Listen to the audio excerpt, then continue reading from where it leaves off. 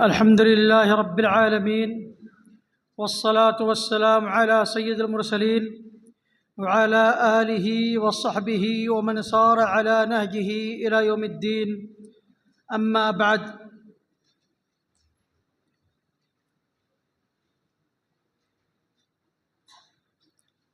اللہ کی کتاب کے بعد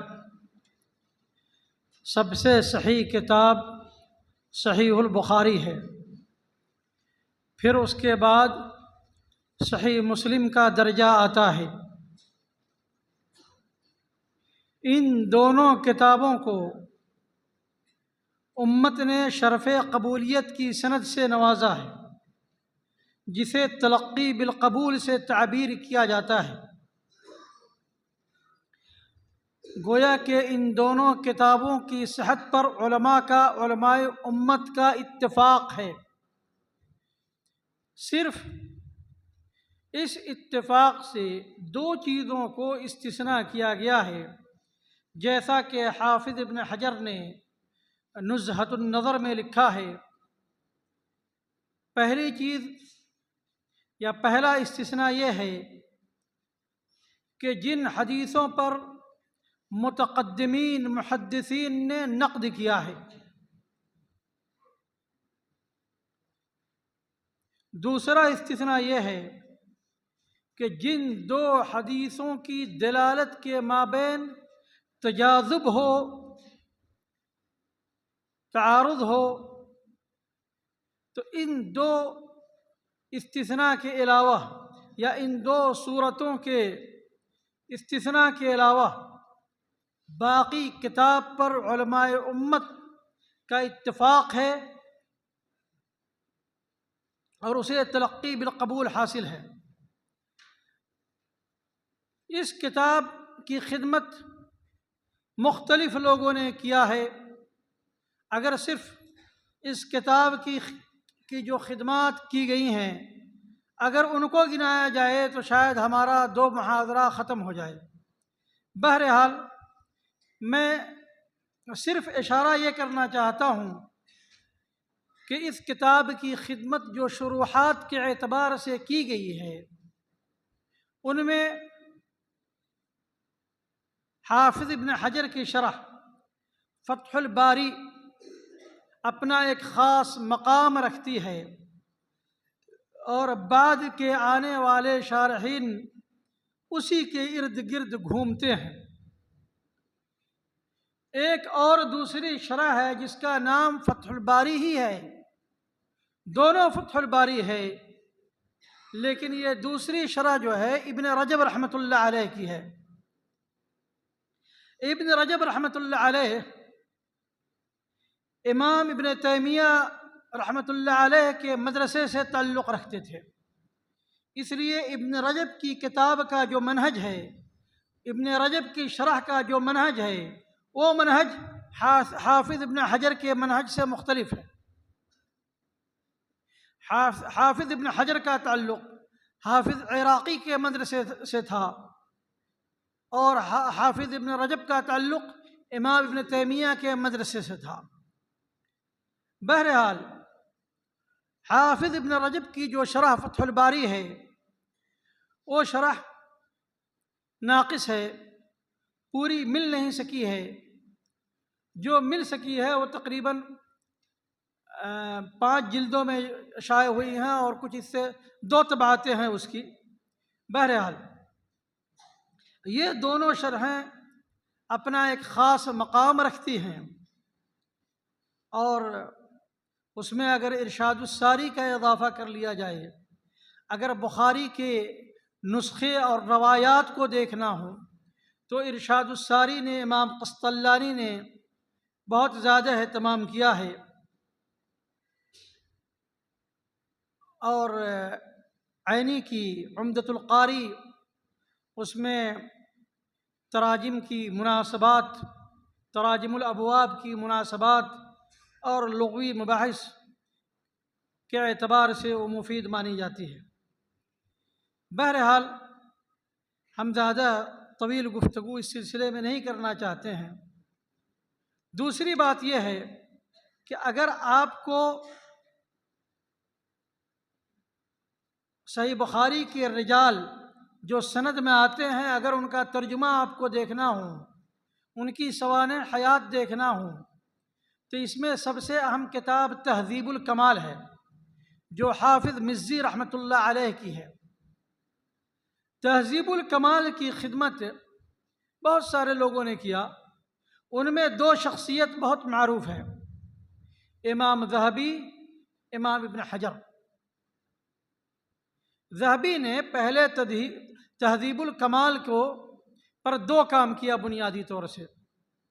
ایک کتاب لکھی تذہیب تہذیب الکمال، تذہیب تہذیب الکمال، اور پھر اس کو ملخص کیا، ہر ترجمے کو، ہر راوی کا ترجمہ ایک لائن میں، 1.5 لائن میں، اس کا نام رکھا الکاشف۔ اسی طریقے سے ابن حجر رحمۃ اللہ علیہ نے 2 کتاب لکھی، ایک کا نام ہے تہذیب التہذیب اور دوسرے کا نام ہے تقریب التہذیب۔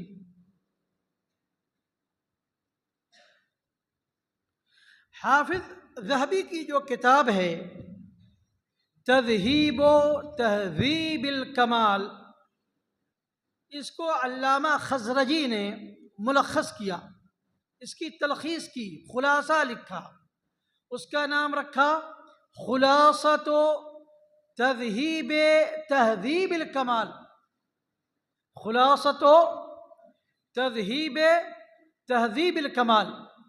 یہ اس میں 4 کلمات کی اضافت ہے، اس لیے علماء نے اس کا نام مختصر کر دیا کہ خلاصہ، قال الخزرجی فی الخلاصہ۔ اس میں آپ کو خاص طور سے جو صحابہ کرام کے تراجم جو لوگ نقل کرتے ہیں، عبداللہ ابن عباس رضی اللہ تعالیٰ عنہما کا ترجمہ کہ ان کی اتنی حدیثیں ہیں، متفق علیہ اتنی ہے، بخاری نے اتنی حدیثوں کا روایت کیا ہے، مسلم نے اتنی حدیثوں کا روایت کیا ہے۔ اس سلسلے میں جب آپ کو دیکھنا ہو تو آپ خزرجی کا خلاصہ دیکھیے۔ کہاں دیکھیے بھائی؟ خزرجی کا خلاصہ دیکھیے۔ اس مختصر معلومات کے بعد آپ کو یہ بتانا چاہتا ہوں کہ ہمارے اس دورہ علمیہ میں جو کتاب مقرر ہے وہ 20 حدیثیں ہیں، جس کو شیخ علامہ عبد المحسن عباد حفظہ اللہ نے انتقاء کیا ہے، انتخاب کیا۔ ان حدیثوں کا انتخاب انہوں نے اس لیے کیا تھا تاکہ جامعہ اسلامیہ کی کلیت الشریعہ میں ان حدیثوں کو پڑھایا جائے، نمونے کے طور پر کہ حدیثوں کا دراسہ کیسے کرنا ہے۔ انہوں نے اپنی کتاب کا نام رکھا 20 حدیثا من صحیح البخاری۔ بہرحال ہم کوشش کریں گے کہ ان 20 حدیثوں کی شرح کر سکیں، اللہ تعالی ہمیں توفیق دے۔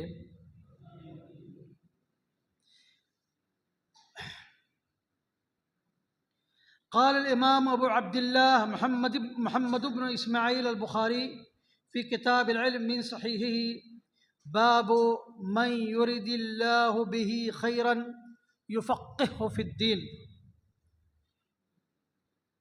قال حدثنا سعید بن عفیر قال حدثنا ابن وهب عن يونس عن ابن شهاب قال حميد بن عبد الرحمن سمعت معاوية خطيبا يقول سمعت النبي صلى الله عليه وسلم يقول من يرد الله به خيرا يفقهه في الدين وإنما أنا قاسم والله يعطي ولا تزال هذه الأمة قائمة على أمر الله لا يضرهم من خالفهم حتى يأتي أمر الله۔ اس حدیث کو امام بخاری رحمۃ اللہ علیہ نے کتاب العلم میں روایت کیا ہے، جو سند آپ کے سامنے پڑھی گئی، سند اور متن، اس کو امام بخاری نے کتاب العلم میں روایت کیا ہے، باب من یرید اللہ به خیرا یفقهه فی الدین۔ اور امام بخاری کا طریقہ یہ ہے کہ ایک ہی حدیث کو کبھی 3 جگہ، کبھی 5 جگہ، کبھی 7 جگہ وارد کرتے ہیں، مختلف ابواب میں وارد کرتے ہیں۔ جیسے یہ جو حدیث ہے اس کو امام بخاری نے 3 جگہوں میں وارد کیا ہے۔ ایک تو کتاب العلم میں جیسا کہ آپ سے بتایا گیا، دوسرا کتاب فرض الخمس، اور تیسرا کتاب الاعتصام بالکتاب والسنہ میں۔ ہر جگہ ان کا استدلال جو ہوتا ہے وہ الگ ہوتا ہے اس حدیث سے، تو مختلف جگہوں پر الگ الگ کتابوں میں وارد کرتے ہیں، جبکہ مسلم کا طریقہ یہ ہے کہ وہ ایک ہی جگہ اس کو وارد کریں گے۔ اس لیے مسلم میں یہ حدیث کتاب الزکوٰۃ میں پائی جاتی ہے، ایک جگہ کتاب الزکوٰۃ میں مسلم میں یہ حدیث پائی جاتی ہے۔ عام طور سے مسلم کے یہاں احادیث کا تکرار بہت کم ہے، یعنی ایک حدیث کو مختلف جگہوں پر امام مسلم ذکر نہیں کرتے ہیں، جو بھی ذکر کرنا ہوتا ہے وہ ایک ہی جگہ پر ذکر کر دیتے ہیں۔ ان کے برعکس بخاری کئی جگہوں پہ ذکر کرتے ہیں۔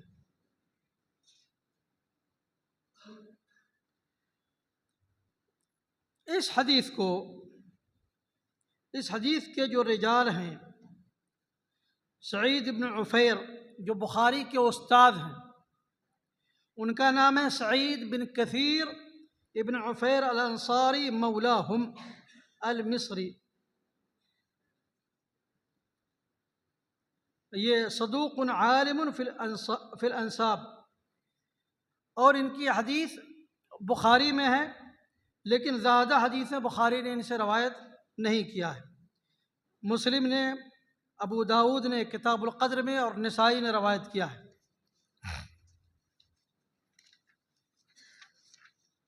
دوسرے راوی ہیں ابن وہب، یہ عبداللہ ابن وہب ابن مسلم القرشی مولاہم المصری الفقیہ، یہ بھی مصری ہے،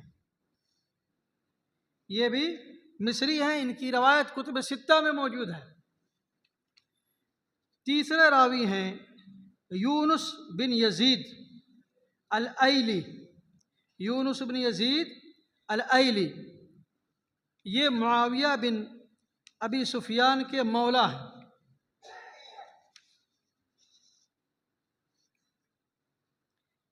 اور یونس جب اپنی کتاب سے روایت کرتے تھے تو ان کی روایت بہت مضبوط مانی جاتی تھی، ان کی روایت بہت مضبوط مانی جاتی تھی، اور زہری کے ان چند شاگردوں میں سے ہیں جن کو زہری کی حدیثیں بہت صحیح ڈھنگ سے جنہوں نے ضبط کیا تھا، اس لیے ایسے لوگوں کا اثبت الناس فی فلان، تو ان کو اثبت الناس فی الزہری میں جو روات اثبت الناس فی الزہری ہیں ان میں ان کا شمار ہوتا ہے، بشرطے کہ یہ اپنی کتاب سے روایت کریں، اور ان کی بھی روایت کتب 6 میں موجود ہے۔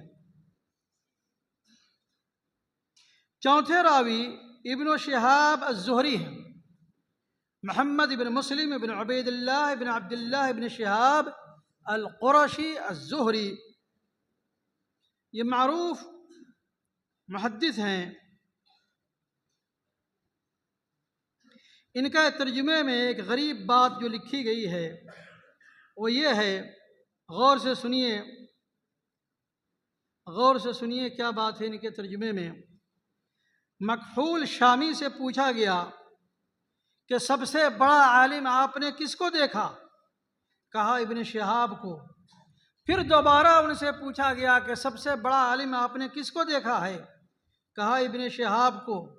پھر تیسری بار پوچھا گیا کہ آپ نے سب سے بڑا عالم کس کو پایا؟ کہا کہ ابن شہاب کو۔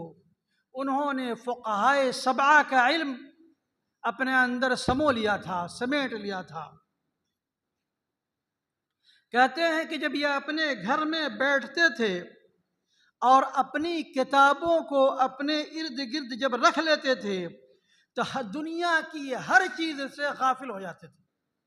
کتاب کو جب اپنے سامنے رکھ لیا تو دنیا کی ہر چیز سے غافل ہو جاتے تھے۔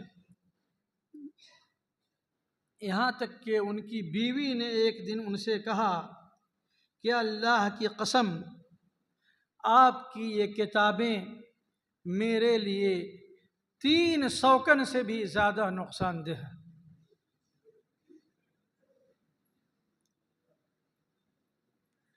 آپ ان کتابوں کو معمولی نہیں سمجھے۔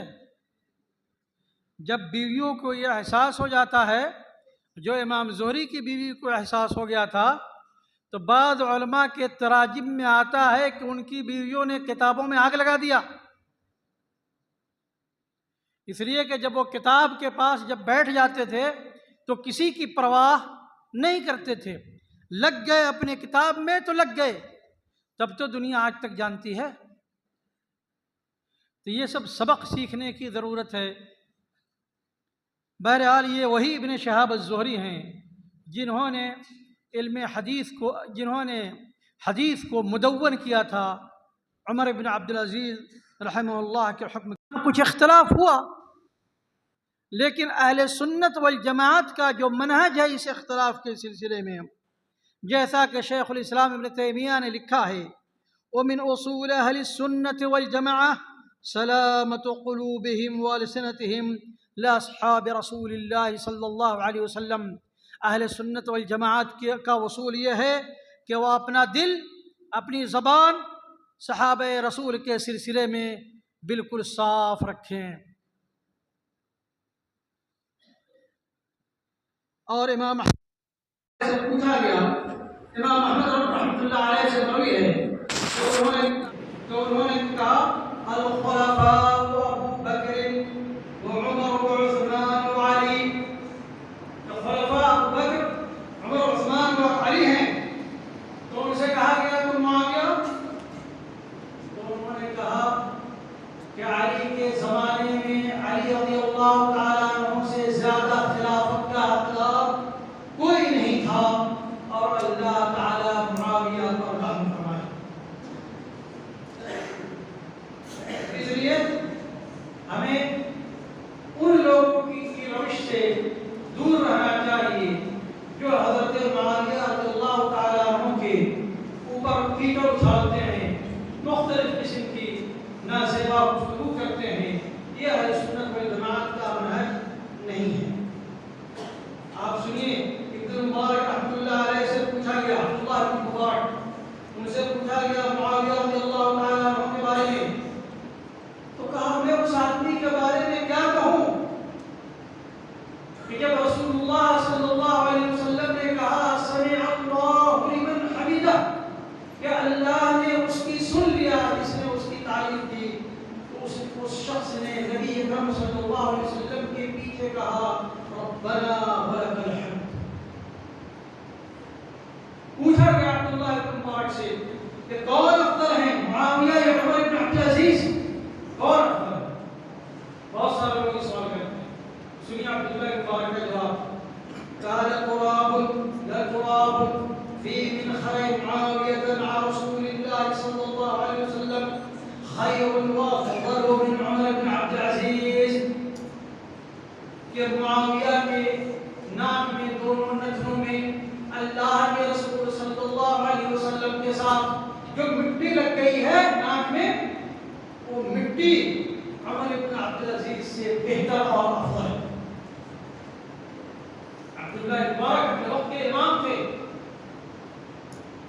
بہت جلد و قدر امام تھے۔ معاویہ بن عمران سے پوچھا گیا کہ کون افضل ہے، معاویہ یا عمر بن عبدالعزیز، تو غصہ ہو گئے اور سوال کرنے والے سے کہا کیا تجعل رجلا من الصحابة مثل رجل من التابعین، کیا آپ کسی صحابی کو کسی تابعی کی طرح بنانا چاہتے ہیں؟ معاویہ نبی اکرم صلی اللہ علیہ وسلم کے صحابی ہیں، آپ کے سالہ ہیں، اور آپ کے کاتب اور امین ہیں وحی کے سلسلے میں، یعنی اللہ کی وحی کو لکھنے والے ہیں، اس کے امین ہیں۔ بہرحال اس طریقے سے بہت سارے اقوال جو سلف کے اقوال معاویہ رضی اللہ تعالیٰ عنہ کے سلسلے میں آپ کو ملیں گے، اور شیخ عبد المحسن عباد رضی اللہ نے یہ ایک کتاب لکھی ہے چھوٹی سی، اخبار المنصفین فی معاویہ خیر المؤمنین، ان کی ایک کتاب ہے چھوٹی سی، اگر کوئی پڑھنا چاہے تو مفید کتاب ہے، خاص طور سے اس زمانے میں جبکہ صحابہ کرام پر بہت سارے لوگ اپنی اوقات کو نہیں دیکھتے ہیں، صحابہ کرام کے خلاف اپنی زبان کھولتے ہیں۔ اب آتے ہیں تھوڑا سا لطائف الاسناد، لطائف الاسناد سند بہت لطیفے کے طور پر آتی ہے۔ اس حدیث کی سند میں دو تابعی ہیں، دونوں مدنی ہیں، دو تابعی ہیں، دونوں مدنی ہیں، دونوں قریشی ہیں، دونوں زہری ہیں۔ کون ہے بھائی؟ ابن شہاب اور حمید بن عبد الرحمن۔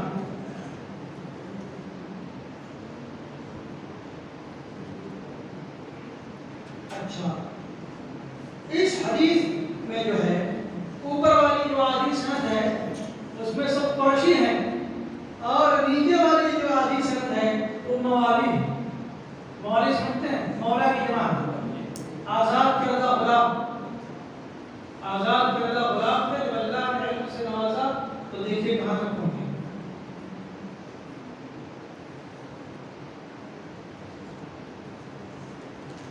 اور یہ حمید بن عبد الرحمن نے بعض روایتوں میں یہ واضح کیا ہے کہ معاویہ بن ابی سفیان رضی اللہ عنہ نے یہ حدیث منبر پر دوران خطبہ پڑھی۔ بہرحال یہ حدیث 3 جملوں پر مشتمل ہے، اور ہر جملہ کا ایک مستقل معنی ہے۔ من يريد الله به خيرا يفقهه في الدين، يفقهه یعنی اللہ تعالیٰ اس کو سمجھ عطا کرتا ہے، دین کی سمجھ۔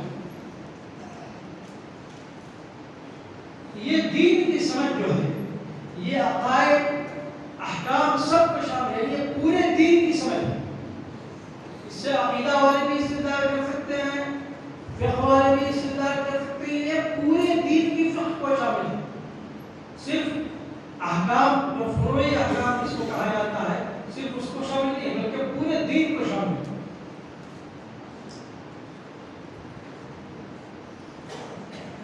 اس کا مطلب یہ ہے کہ جس کو دین کی سمجھ حاصل نہیں ہے، جو اسلام کو نہیں سیکھتا ہے، وہ خیر سے محروم ہے۔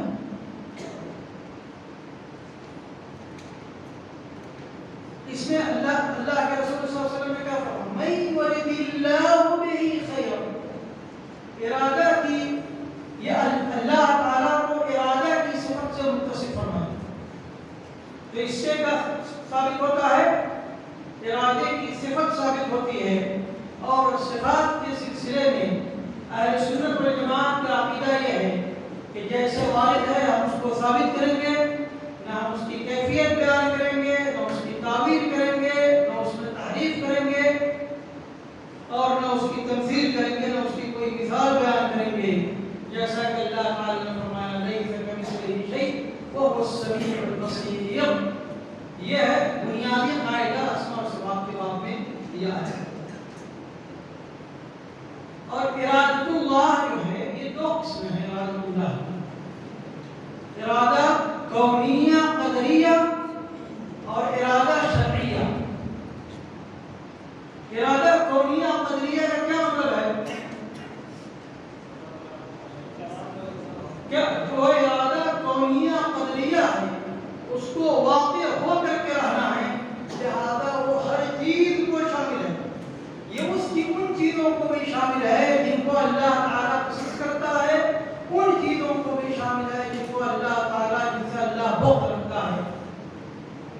تو یہ ہر ایک چیز کو شامل ہے، لیکن جو ارادہ شرعیہ دینیہ ہے یہ ان چیزوں کے ساتھ خاص ہے جن کو اللہ تعالیٰ پسند کرتا ہے، لیکن اس کا واقع ہونا ضروری نہیں ہے۔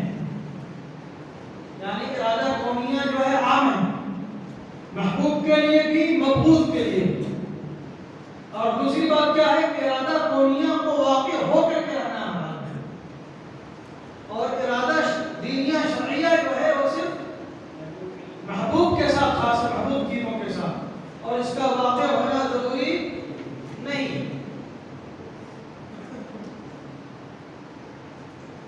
دوسرا جو ٹکڑا ہے وَلَن تَزَالَ هَذِهِ الْأُمَّةُ قَائِمَةً عَلَى أَمْرِ اللَّهِ لَا يَضُرُّهُم مَّن خَالَفَهُم حَتَّىٰ يَأْتِيَ أَمْرُ اللَّهِ.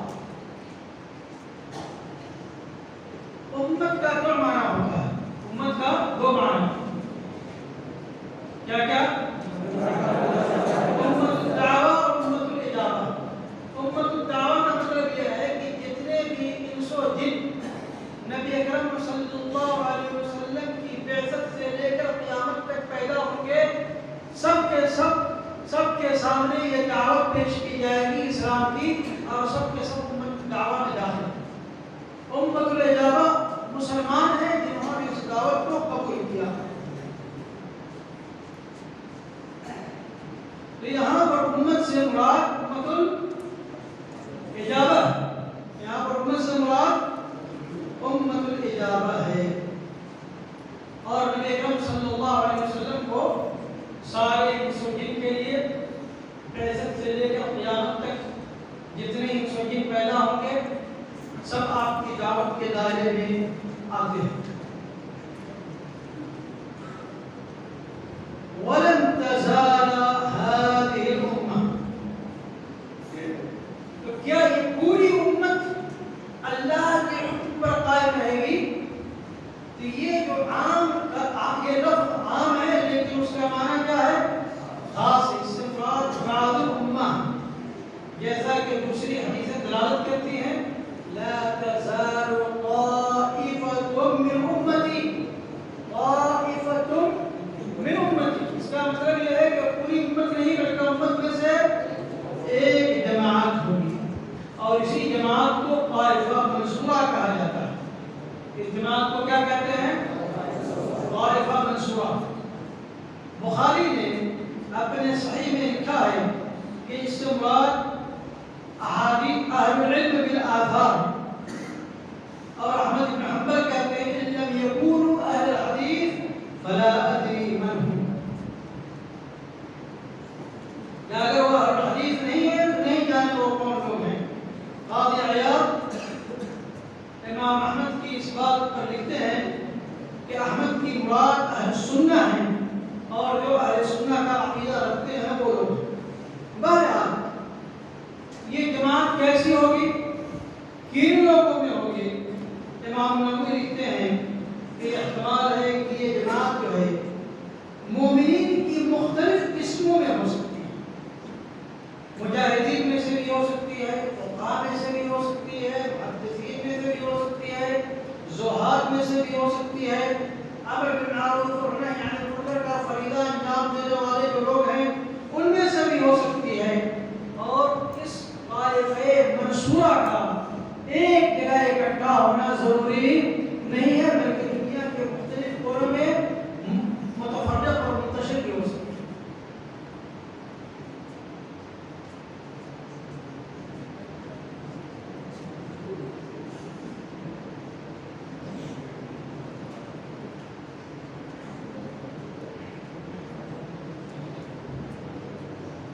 اس حدیث میں جو ایک لفظ استعمال ہوا ہے علی امر اللہ ولا تزال هذه الامة قائمة على امر الله لا يضرهم من خالفهم حتى يأتي امر الله. دو امر اللہ استعمال ہوا ہے دو جگہ. دیکھ رہے ہیں آپ لوگ، دونوں کا الگ معنی ہے. امر اللہ جو پہلا والا ہے اس سے مراد اللہ کی شریعت اور اللہ کا دین ہے، اور جو دوسرا امر اللہ جو آیا ہے حتی یأتی امر اللہ، تو اس سے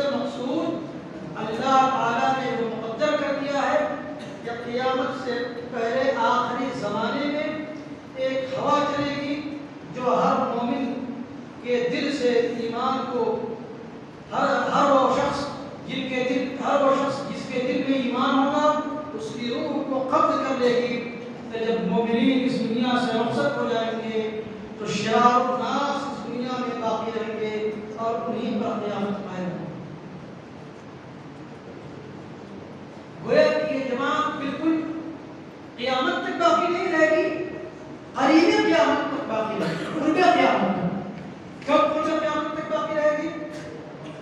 جب وہ ہوا چلے گی، جو ہوا مومنین کی روح کو قبض کر لے گی، اس وقت تک یہ باقی رہے گی، اس کے بعد مومنین ختم ہو جائے گی۔ اس لیے کہ قیامت شرار الخلق پر قائم ہوگی، اس وقت قائم ہوگی جب اس روئے زمین میں کوئی اللہ اللہ کہنے والا باقی نہیں رہے گا۔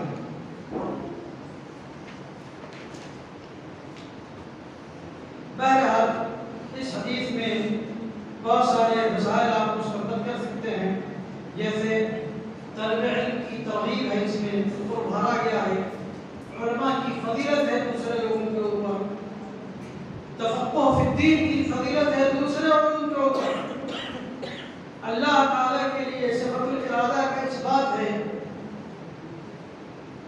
اور فقہ فی الدین یہ اس بات کی علامت ہے کہ اللہ تعالیٰ نے اس بندے کے ساتھ خیر کا ارادہ کیا ہے۔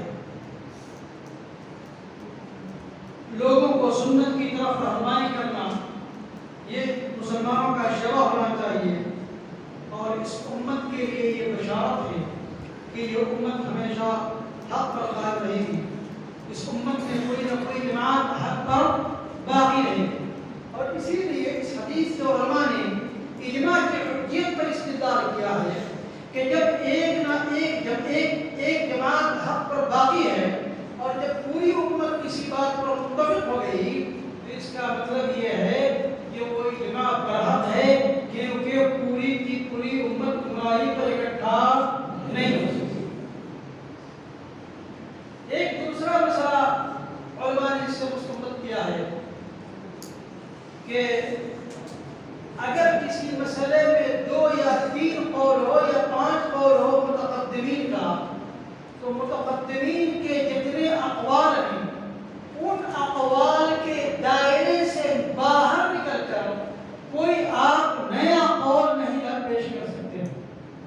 جمہور اہل علم کی رائے یہ ہے، اکثر علماء کی رائے یہ ہے کہ جو متقدمین جن کا اختلاف اگر کسی مسئلے میں ہے تو جن اقوال کو متقدمین نے کہا ہے آپ اسی میں، آپ کا قول اگر انہی کے اقوال کے دائرے میں ہے تو ٹھیک ہے، اور اگر ان اقوال سے باہر نکل کر کوئی بات کہہ رہے ہیں تو غلط ہے۔ اس لیے کہ اس کا مطلب یہ ہے اس زمانے میں کوئی جماعت اس مسئلے میں حق پر نہیں تھی۔ اب آتے ہیں دوسرے حدیث۔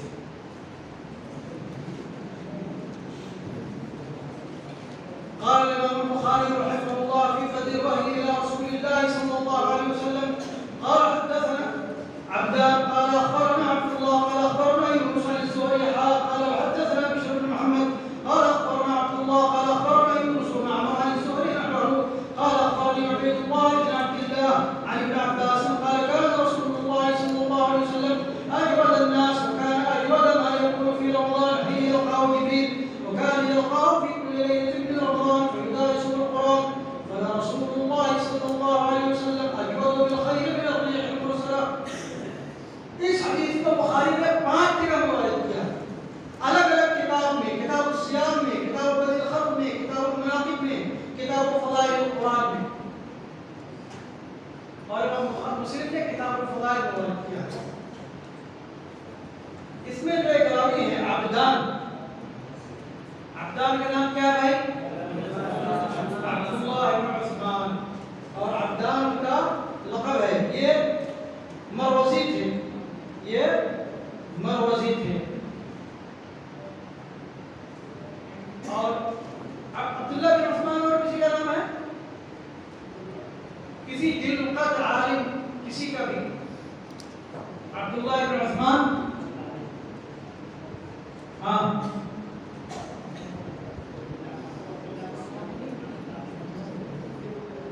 ابو بکر صدیق رضی اللہ تعالیٰ عنہ کا نام کیا ہے؟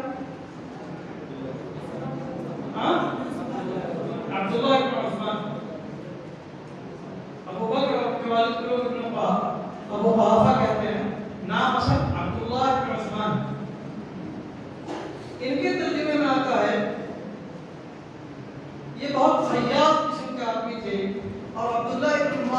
خاص شاگرد تھے.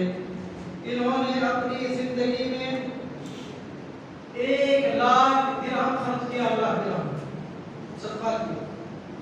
وہ کہتے ہیں، سنیے غور سے، کہ ہم سے کسی بھی شخص نے کوئی حاجت طلب نہیں کیا مگر میں اس کے لیے اپنی ذات پیش کیا، اپنی ذات سے اس کی خدمت کی. اور اگر اپنی ذات سے خدمت نہیں کر سکا تو اپنے مال سے اس کی خدمت کیا. اور اگر اپنے مال سے خدمت میں کامیاب نہیں ہو سکا تو اپنے اخوان سے مدد طلب کیا. اور اگر یہ بھی نہیں کر سکا تو بادشاہ تک میں ان کی حاجت کو لے کر پہنچا. یعنی سماجی خدمت کا جذبہ اس قدر تھا. اور ان کے جو استاد تھے عبداللہ ابن مبارک رحمۃ اللہ علیہ، ان کے بارے میں بھی آئے گا، جن کے بخاری کے عبداللہ ابن مبارک رحمۃ اللہ علیہ جو تھے، یہ عبداللہ ابن مبارک المروزی التمیمی الحنظلی، ان کے بارے میں حافظ ابن حجر نے تقریب التہذیب میں جو بات کہی ہے، اور کسی کے بارے میں کیا کہا ہے؟ ثقۃ، آدھے درجن سے بات گنائے ہیں، مکمل 6 خوبیاں گنائے. اس کے بعد کیا کہا سنیے گا. ثقۃ ثبت فقیہ عالم جواد مجاہد. کتنا گنایا؟ 6. اتنا گنانے کے بعد بھی ابن حجر رحمۃ اللہ علیہ کو اطمینان نہیں ہوا تو کیا کہا؟ جمعت فیہ خصال الخیر، ان میں خیر کی خصلتیں اکٹھا ہو گئی تھی.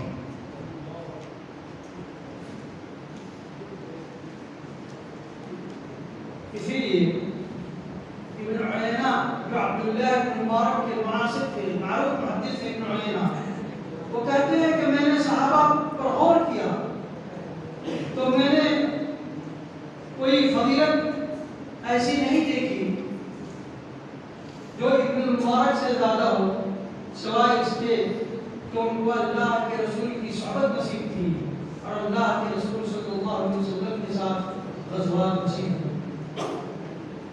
بہرحال، اور یونس کا ترجمہ اور زہری کا ترجمہ تو آپ نے ابھی سن لیا. اس کے بعد ہے ہا کا مطلب یہ ہا التحویل، یعنی یہ سند، پہلی جو سند ہے زہری پر روک دی گئی. اس کے بعد ہم یہاں سے ایک دوسری سند شروع کر رہے ہیں. حدثنا بشر بن محمد قال اخبرنا عبد اللہ. یہ جو بشر بن محمد ہیں یہ صرف بخاری کے رجال میں سے، بشر بن محمد صرف بخاری کے روات میں سے. قال اخبرنا عبد الله قال اخبرنا يونس ومعمر عن الزهري نحوه. ہم رجال الاسناد کے ترجمے کے بعد یہ نحوه کو حل کرنے کی کوشش کریں گے انشاءاللہ. اور یہ معمر بن راشد الازدی ہے. زہری روایت کرتے ہیں کس سے؟ قال اخبرني عبيد الله بن عبد الله بن عتبة بن مسعود. عبيد الله بن عبد الله قال لنا عبيد الله بن عبد الله بن عتبة بن مسعود الخزري. یہ جو ہے فقہائے سبعہ میں سے ایک ہے. فقہائے سبعہ، یہ فقہائے سبعہ تابعین میں سے تھے. مدینہ کے 7 فقہا تھے جن کو فقہائے سبعہ کہا جاتا ہے، جو علم میں سب سے فوقیت رکھتے تھے، ایک زمانے میں اکٹھا تھے، اس لیے ان کو فقہائے سبعہ کہا جاتا ہے. 6 متفق علیہ ہیں اور 7واں مختلف فی. بہرحال، اگر ابن القیم رحمۃ اللہ علیہ نے جو اعلام الموقعین میں جو شعر لکھا ہے، اگر آپ اس کو یاد کر لیں تو آپ کو ہمیشہ فقہائے سبعہ یاد رہیں گے. اذا قیل من فی العلم سبعۃ ابحر روایاتهم لیست عن العلم خارجہ. اذا قیل من فی العلم سبعۃ ابحر روایتهم لیست عن العلم خارجہ. یعنی علم کے 7 سمندر کے بارے میں آپ سے جو سوال کیا جائے تو آپ کیا جواب دیں؟ فقل هم عبید اللہ عروہ قاسم سعید ابو بکر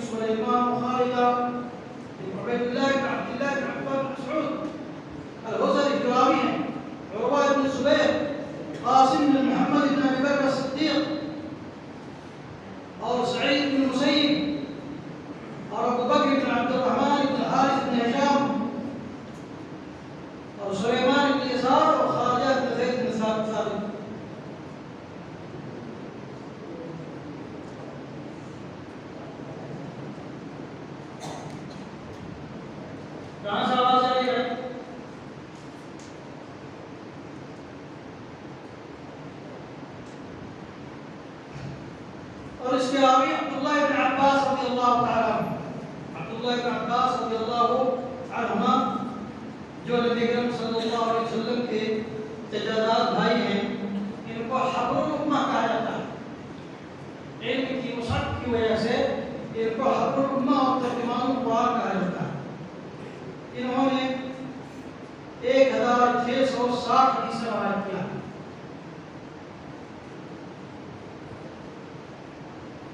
جیسا کہ میں نے کہا کسی صحابی کا ترجمہ دیکھنا ہو، اس میں احادیث کی تعداد بھی دیکھنا ہو، تو آپ کس کتاب کی طرف رجوع کریں گے؟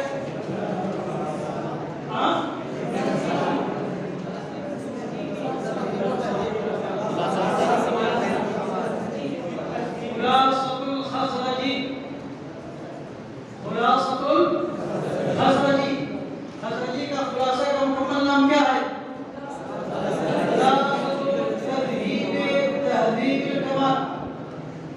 تو لوگ جو بات مطالعہ لکھتے ہیں ان کو زیادہ ادھر ادھر پریشان ہونے کے بجائے وقت کم ہو تو اسی خلاصہ سے استفادہ کر سکتے ہیں۔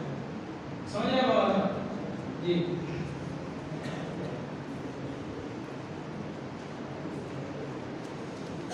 تو اس میں جو ہے بخاری نے کہا اخبرنا یونس و معمر عن الزہری نحوہ، گویا کہ زہری کے کتنے شاگرد ہیں؟ دو۔ اب یہ کہہ رہے ہیں نحوہ، اس کا مطلب یہ ہے کہ ایک شاگرد کی روایت کا یہ لفظ ہے اور دوسرے شاگرد کی روایت اس کے معنی میں۔ تو لفظ کس کا ہے؟ یونس کی روایت کا ہے، اور معنی کس کی روایت کا ہے؟ اور معمر کی روایت بالمعنی ہے۔ اچھا، جبکہ حافظ ابن حجر رحمۃ اللہ علیہ نے لکھا ہے کتاب التیمم میں کہ بخاری کا جو تعامل ہے اس طرح کا صیغہ استعمال کرتے ہیں، اس کے استقراء سے یہ پتہ چلتا ہے کہ جب وہ کئی لوگوں سے ایک حدیث کو روایت کریں تو لفظ کس کا رہتا ہے؟ آخری راوی کا ہوتا ہے۔ اس قاعدے کے مطابق کس کا ہونا چاہیے؟ یہاں معمر کا۔ لیکن چونکہ یہاں معمر کے ساتھ نحوہ کا لفظ استعمال کر دیا گیا ہے، اس لیے یہ لفظ کس کا ہوگا؟ یونس کا ہوگا۔ تو یہی مقصود ہے امام بخاری کا کہ یونس کا لفظ ہے اور معمر کی روایت کسی کے ہم معنی ہے۔ كان رسول الله صلى الله عليه وسلم أجود الناس، أي أكثر الناس جودا۔ نبی اکرم صلی اللہ علیہ وسلم سب سے زیادہ سخی تھے۔ نبی اکرم صلی اللہ علیہ وسلم سب سے زیادہ سخی تھے۔ وكان أجود ما يكون في رمضان، اکثر روایتوں میں اجود رفع کے ساتھ کہا گیا ہے اور بعض روایت میں اجود نصب کے ساتھ بھی کہا گیا ہے۔ بہرحال دونوں کو پڑھنے میں کوئی حرج نہیں ہے جب روایت ثابت ہے۔ یعنی نبی اکرم صلی اللہ علیہ وسلم کی فیاضی اور سخاوت رمضان کے زمانے میں زیادہ ہوتی ہے۔ یعنی پہلے کہا کہ نبی اکرم صلی اللہ علیہ وسلم لوگوں میں سب سے زیادہ فیاض اور سخی اور جواد تھے۔ پھر بعد میں کہا کہ آپ رمضان میں آپ مزید سخی ہو جاتے تھے۔ تو اس میں یہ بتانا مقصود ہے کہ ایسا نہ ہو کہ کچھ لوگ یہ سمجھ بیٹھے ہیں کہ یہ سارا جو سخا صرف رمضان میں تھا۔ اسی وہم و خیال کو دور کرنے کے لیے سب سے پہلے یہ لفظ کہا گیا کہ کان رسول اللہ صلی اللہ علیہ وسلم اجود الناس۔ رمضان میں سخاوت و فیاضی میں اضافہ اس لیے ہو جاتا تھا کہ یہ رمضان نیکیوں کا موسم بہار ہے، اسی میں اللہ تعالیٰ کی کتاب قرآن کریم کا نزول ہوا ہے اور جبریل امین آ کر کے آپ کے ساتھ قرآن کریم کا مدارسہ کرتے تھے۔ تو آپ کے جود و سخا کی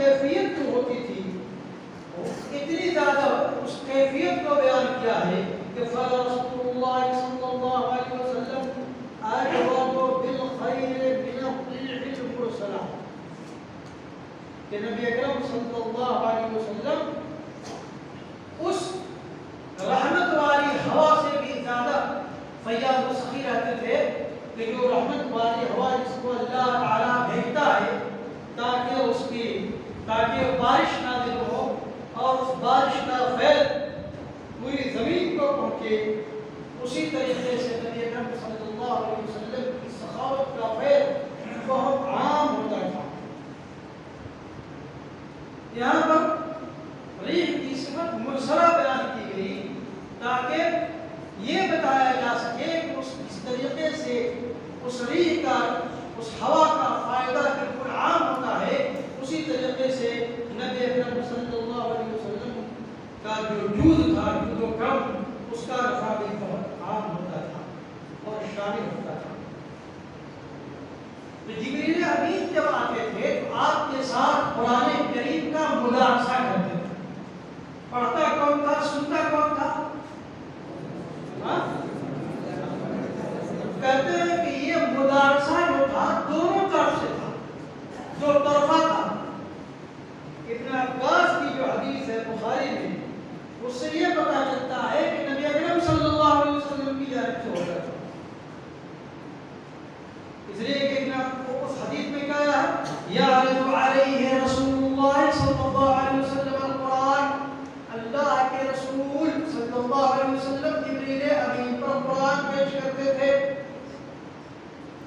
اور جبریل کی طرف سے بھی ہوتا تھا۔ اس کی دلیل ابو ہریرہ کے حدیث میں بخاری میں كان يعرض على النبي صلى الله عليه وسلم القرآن كل عام مرة، ہر سال نبی اکرم صلی اللہ علیہ وسلم پر ایک مرتبہ قرآن پیش کرتے تھے، اور اس سال آپ کو قبض کیا گیا، آپ کی روح قبض کی گئی، آپ اس دنیا سے جب سے اس سال 2 مرتبہ۔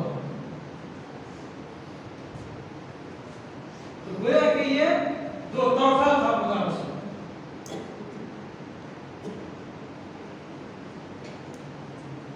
تو رمضان المبارک میں سخاوت و فیاضی کا سبب اس حدیث میں ملتا ہے خاص طور سے، اور رمضان المبارک میں قرآن کریم کی تلاوت کا اہتمام کرنا چاہیے، جیسا کہ نبی اکرم صلی اللہ علیہ وسلم کے ساتھ خاص اہتمام تھا، جبریل امین تھا۔ بار بار زیارت کرنے میں کوئی حرج نہیں ہے، بشرطے کہ آپ جس کی زیارت کر رہے ہیں اس پر یہ زیارت ناگوار ہو، اس لیے کہ جبریل امین ہر رات آتے تھے نبی اکرم صلی اللہ علیہ وسلم کے پاس۔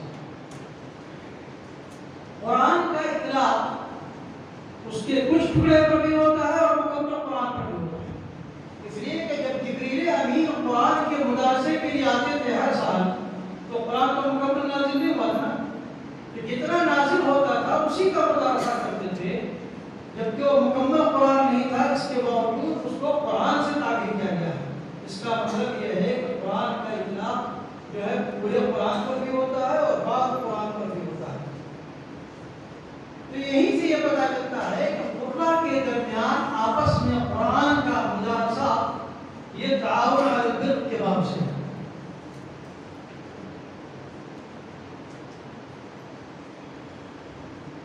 اس میں صرف لفظ رمضان کا استعمال کیا گیا، وکان اجود ما یکون فی رمضان، شہر رمضان نہیں کہا ہے۔ اس میں ان لوگوں پر رد ہے جو کہتے ہیں کہ صرف رمضان کہنا درست نہیں ہے، بلکہ رمضان کے جس کو کہنا ہو وہ ماہ رمضان یا شہر رمضان کہے۔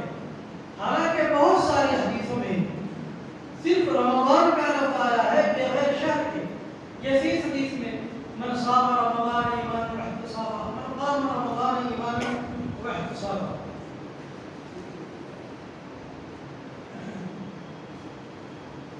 تیسری حدیث کتاب التیمم کی ہے۔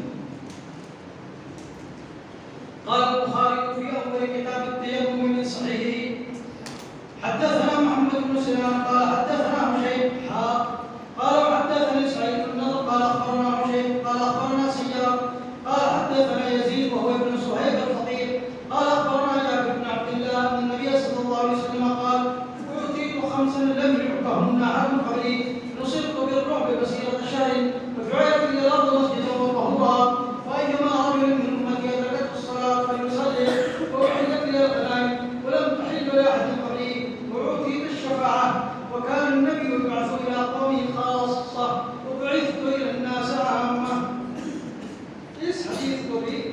بخاری رحمۃ اللہ علیہ نے کتاب التیمم میں وارد کیا اور مسلم نے بھی حدیث کا وارد کیا کہ حدیث متفق علیہ۔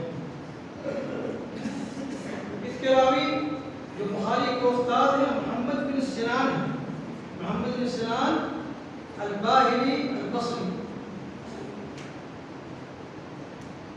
اور دوسری سند میں جو ہے وہ استاد سعید بن نضر البغدادی، اور جو تیسرا راوی ہے وہ حشیم بن بشیر، حشیم بن بشیر السلمی الواسطی۔ یہ ثقۃ ثبت ہیں، لیکن ان پر ایک چیز یہ ہے، اشکال یہ ہے کہ وہ تدریس کیا کرتے ہیں، کثیر التدریس۔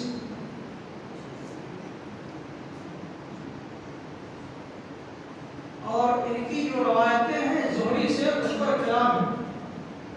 بہرحال حشیم کی روایت جو زہری سے ہے صحیحین میں سے، ان میں ایک صحیحین میں وہ روایات میں سے کوئی روایت نہیں۔ چوتھے راوی سیار بن ابی سیار، یہ بھی رجال جماعہ میں سے یعنی کتب ستہ کے راوی ہیں۔ پانچویں راوی یزید الفقیر ہیں، یعنی یزید بن صہیب الکوفی المعروف بالفقیر۔ کیا مطلب ہے فقیر کا؟ یعنی مانگتے جو کہتے ہیں کہ فقیر اس لیے ان کو کہا جاتا تھا کہ وہ فقار ظہر، پیٹھ کی جو ہڈی ہے اس ہڈی میں ان کو درد تھا جاتا، اس لیے ان کو فقیر کہتے تھے۔ اس طرح کی جو چیزیں آتی ہیں راویوں کے سلسلے میں، جو اس سے جو ظاہری معنی نکلتا ہے اس کے علاوہ دوسرا معنی مقصود ہوتا ہے، تو اس کو کہتے ہیں معرفت النسب التي على خلاف ظاہرہ۔ جیسے یہ فقیر کا مطلب جو ہم لوگ سمجھتے ہیں عام طور سے وہ مطلب نہیں ہے، بلکہ یہاں فقیر کا مطلب کیا ہے کہ ان کی پیٹھ میں درد تھا، فقار ظہر میں ان کو درد تھا۔ اسی طریقے سے ایک راوی ان کی کنیت ان کا جو لقب پڑ گیا اس سے بھی زیادہ خطرناک ہے، عبد الکریم الضال۔ ضال کا مطلب کیا ہوتا ہے؟ گمراہ۔ لیکن وہ گمراہ تھے نہیں، مکہ کے راستے میں بھٹک گئے تو یہ ان کا لقب ہو گیا، تو اس کو کہتے ہیں معرفت النسب التي على خلاف ظاہرہ۔ اور جابر بن عبداللہ رضی اللہ تعالیٰ عنہ اس حدیث کے راوی ہیں، اور یہ جابر بن عبداللہ یہ مکثرین سبعہ میں سے، یعنی کل 7 صحابہ کرام میں سے ہیں جنہوں نے بہت زیادہ حدیثیں روایت کیا۔ تو یہ مکثرین سبعہ یہ صحابہ میں سے ہیں، اور فقہائے سبعہ کن میں سے ہیں؟ تابعین میں سے۔ والمكثرون في رواية الأثر أبو هريرة يليه ابن عمر وأنا صدق البحر كالقطريق جابر وزوجة النبي۔ اس حدیث میں بھی تحویل کا صیغہ استعمال کیا گیا ہے، اور جیسا کہ میں نے حافظ حجر کا قول آپ کے سامنے ذکر کیا کہ بخاری کے صنیع سے جو طریقہ ہے اس سے یہ واضح ہے کہ لفظ کس کا ہوتا ہے عام طور سے آخری والا، اللہ یہ کہ جہاں منصوص ہو جائے کہ نہیں لفظ فرا کا ہے، اگر منصوص نہیں ہے تو لفظ کس کا ہوگا؟ آخری والا۔ نبی اکرم صلی اللہ علیہ وسلم نے یہ حدیث کب فرمائی؟ دوسری روایت مسند احمد بن عمرو بن شعیب الجدہی کی روایت ہے، نبی الجدہی کہ نبی اکرم صلی اللہ علیہ وسلم نے یہ غزوہ تبوک کے موقع سے کہا۔ آپ صلی اللہ علیہ وسلم نے کیا کہا؟ اعطیت خمسا لم يعطهن احد قبلی، کہ مجھے ایسی 5 چیزیں دی گئی ہیں جو کسی کو اس سے پہلے نہیں تھی۔ تو کیا نبی اکرم صلی اللہ علیہ وسلم کے جو خصائص ہیں صرف 5 ہی ہیں؟ حافظ ابن حجر رحمۃ اللہ علیہ نے فتح الباری میں خصائص کو جب گنانا شروع کیا ہے تو 17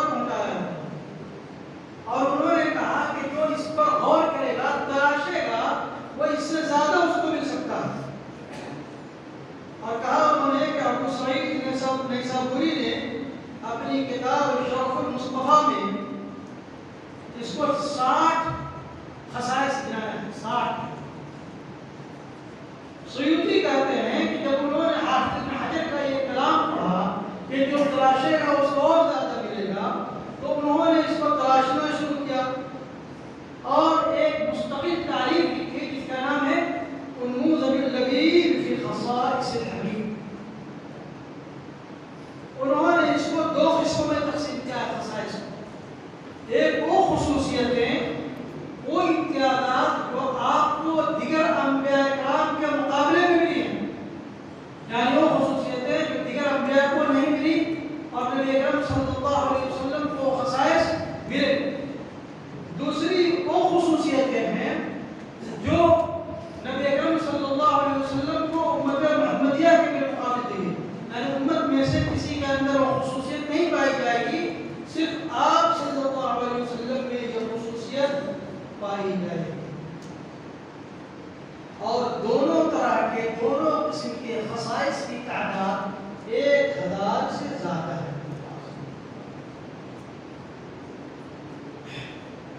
تو آخر 5 ہی کا ذکر شریف میں کیوں ہے؟ تو جن کے یہاں مفہوم العدد کی حجت نہیں ہے ان کے اس میں کوئی اشکال ہی نہیں ہے، اس لیے کہ مفہوم العدد کی حجت ہی نہیں ہے.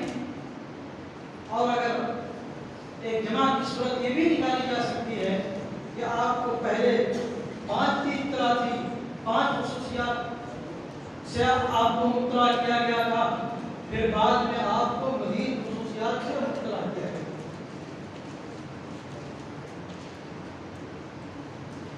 یہ خصوصیات کیا ہے آپ صلی اللہ علیہ وسلم کی؟ نصیب کو پہلی خصوصیت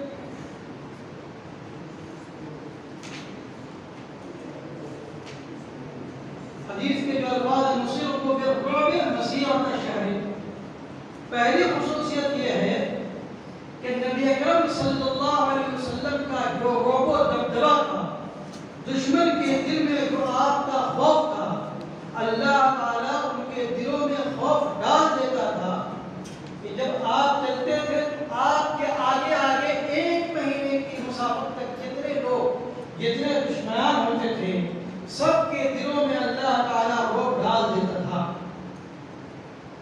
جیسا کہ حافظ عراقی نے اس کی تفسیر کیا ہے. وَجُعِلَتِ الْيَدَ مَسْجِدًا، اور میرے لیے پوری روئے زمین سجدہ گاہ بنائی گئی. اس کا مطلب یہ ہے کہ مسلمان پوری روئے زمین میں جہاں بھی چاہے نماز پڑھ سکتا ہے. صرف اس سے کس کو مستثنیٰ کیا جائے گا؟ صرف اس سے 2 طرح کی جگہوں کو مستثنیٰ کیا جائے. ایک وہ جگہ جس کی نجاست کا آپ کو یقین ہو جائے، ایک وہ جگہ جس کی نجاست کا آپ کو یقین ہو کہ یہ جگہ یقینی طور پر ناپاک ہے، اور دوسری وہ جگہ جس میں نماز پڑھنے سے اللہ کے رسول صلی اللہ علیہ وسلم نے منع کیا. اس کے علاوہ آپ زمین کے ہر حصے میں نماز پڑھ سکتے ہیں. آپ کو جہاں نماز مل جائے وہاں نماز پڑھی. یہ نہیں کہ نہیں معلوم یہ زمین پاک ہے یا ناپاک، نہیں. جب تک آپ کو یہ یقین نہیں ہو جائے کہ یہ زمین ناپاک ہے، اس وقت تک یہ زمین پاک ہے، آپ کے لیے وہاں نماز پڑھنا جائز ہے. تو اصل کیا ہے؟ زمین میں پاک ہے، جب تک کہ آپ کو اس کی نجاست کا یقین نہ ہو جائے. اچھا، اس خصوصیت، یہ جو خصوصیت ہے، اس خصوصیت کا کیا مطلب ہے؟ اس خصوصیت کا مطلب یہ ہے کہ سابقہ قومیں اپنی عبادت، مخصوص عبادت گاہوں میں عبادت کیا کرتی تھی. ان کے لیے اس بات کی رخصت نہیں تھی کہ وہ زمین اپنی خاص عبادت گاہوں سے باہر عبادت کریں. مسجد طہورا، طہورا کا مطلب یہ ہے کہ پاک کرنے والا، یعنی خود پاک ہو اور دوسرے کو پاک کرنے کی صلاحیت رکھتا ہو. یہ بھی آپ صلی اللہ علیہ وسلم کی خصوصیت ہے. گویا کہ اس روئے زمین پر جتنے اجزاء ہیں آپ کسی بھی چیز سے تیمم کر سکتے ہیں. گرچہ بعض لوگوں نے تیمم کو تراب کے ساتھ خاص کیا، مٹی کے ساتھ. آپ اگر کسی ایسی جگہ پہ جہاں پر صرف ریت اس سے بھی تیمم کر سکتے ہیں. جمہور اہل علم کے نزدیک زمین کے تمام اجزاء سے تیمم آپ کر سکتے ہیں.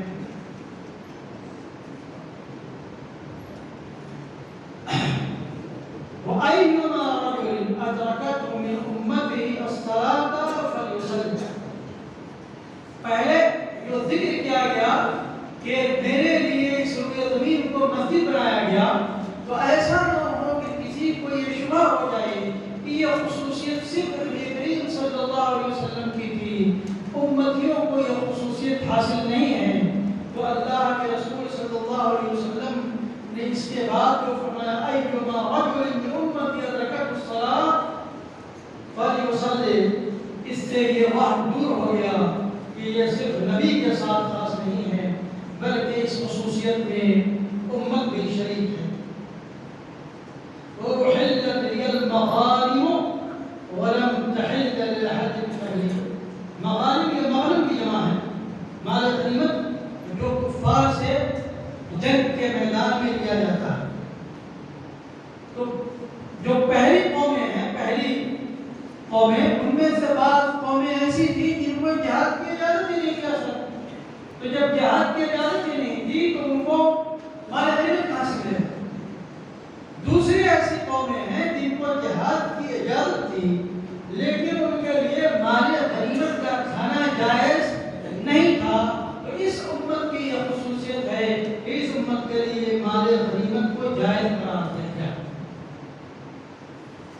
وَأُعْطِيتُ الشَّفَاعَةَ، مجھے شفاعت نصیب کی گئی، شفاعت دی گئی. یہ شفاعت کی مختلف قسمیں ہیں جن میں سے بعض قسمیں نبی اکرم صلی اللہ علیہ وسلم کے ساتھ خاص ہیں. جیسے شفاعت عظمیٰ، یعنی جب سارے لوگ میدان محشر میں ہوں گے، نفسی نفسی کا عالم ہوگا، انبیاء اکرام کے پاس جائیں گے، کوئی سفارش کرنے کے لیے تیار نہیں ہوگا تو نبی اکرم صلی اللہ علیہ وسلم سفارش کے لیے تیار ہوں گے، سجدے میں گر جائیں گے، اللہ تعالیٰ آپ کی شفاعت کو قبول کرے گا. تو یہ وہ شفاعت ہے جو آپ کے لیے خاص ہے. اسی طریقے سے نبی اکرم صلی اللہ علیہ وسلم اپنے چچا ابو طالب کے سلسلے میں شفاعت کریں گے تو اللہ تعالیٰ ان کے عذاب میں تخفیف کر دے گا. یہ بھی آپ کے ساتھ خاص شفاعت ہے. اسی طریقے سے گویا کہ اگر کوئی شخص اپنے چچا پر کسی نے چچا کافر ہے تو سوچے کہ ہم اپنے چچا کے لیے سفارش کریں، لیکن ویسا نہیں. یہ نبی اکرم صلی اللہ علیہ وسلم کے ساتھ خاص ہے. وَبُعِثْتُ إِلَى النَّاسِ عَامَّةً، نبی اکرم صلی اللہ علیہ وسلم کی جو بعثت ہے وہ تمام لوگوں کے لیے. آپ صلی اللہ علیہ وسلم کی بعثت کے زمانے سے لے کر قیامت کے دن تک جتنے انس و جن پیدا ہوں گے سب آپ کی بعثت کے مخاطب ہیں. گویا اس حدیث میں جو بیان ہے وہ یہ ہے کہ اللہ تعالیٰ نے اپنے نبی کو خصوصیات سے نوازا ہے تو ان خصوصیات کو اس میں بیان کیا گیا. اور نبی اکرم صلی اللہ علیہ وسلم نے ان خصوصیات کا خود ذکر کیا. گویا کہ اگر انسان کے اوپر اللہ تعالیٰ نعمتیں نچھاور کرتا ہے، نعمتوں سے نوازتا ہے، تو نعمت پر شکریہ کے لیے، نعمت کو بیان کرنے کے لیے اگر کوئی شخص اس کا ذکر کرتا ہے تو اس میں کوئی حرج نہیں ہے. لیکن اگر کوئی شخص فخریہ ذکر کرتا ہے تو مذموم ہے. فخریہ اگر کوئی شخص ذکر کرتا ہے تو مذموم ہے. اسی طریقے سے جیسا کہ میں نے پہلے کہا، پھر اس بات کو دہراتا ہوں اس لیے کہ بہت سارے لوگ اس مسئلے کے تعلق کے شکار ہیں کہ زمین میں اصل کیا ہمارا پاکی ہے. حصے میں آپ نماز پڑھ سکتے ہیں، صرف اس سے مستثنا کن چیزوں کو کیا گیا ہے؟ دو چیزوں، نمبر ایک جس کی نجاست کا آپ کو یقین ہو جائے، نمبر دو جہاں نماز پڑھنے سے نبی اکرم صلی اللہ علیہ وسلم نے روک دیا ہے۔ اچھا، اس میں کچھ چیزوں کا تعلق ماضی سے ہے، ان کا تعلق مستقبل سے ہے، تو اسی کو غیبیات کہتے ہیں کہ اللہ کے رسول صلی اللہ علیہ وسلم نے ماضی کے امور کو یا مستقبل کے امور کو جو بتایا ہے، ہمارا اس پر ایمان ہونا چاہیے۔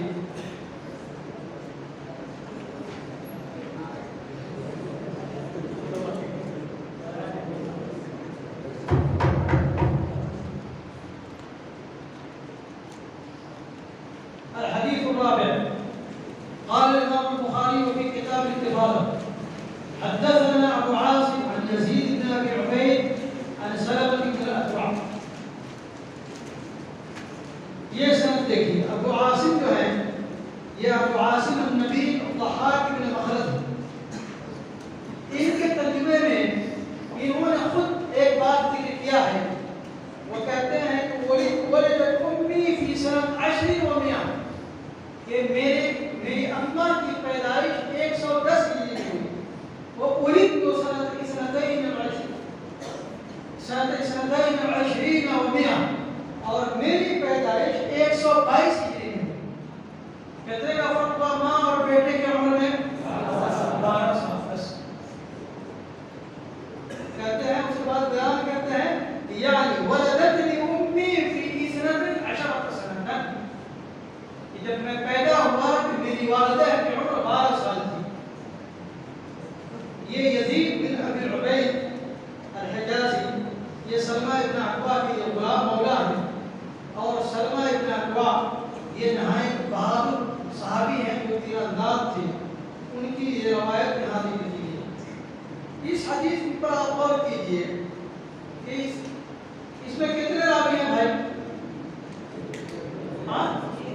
تین۔ جس حدیث میں صرف 3 راوی ہو اس کو کیا کہیں گے؟ یعنی یہ جو ثلاثیات ہم کہہ رہے ہیں، اس میں جو مصنف کا شمار ہوگا نبی اکرم صلی اللہ علیہ وسلم کا شمار ہوگا۔ مصنف کے درمیان اور نبی اکرم صلی اللہ علیہ وسلم کے درمیان کتنے راوی ہوں گے؟ 3، اس لیے اس کو ثلاثیات کہتے ہیں۔ تو یہ جو ثلاثیات ہے مولانا، یہ سب سے پہلی بات یہ ہے کہ اس میں جو تینوں راوی ہیں، تینوں کتب ستہ کے راوی ہیں، تینوں کتب ستہ کے راوی ہیں۔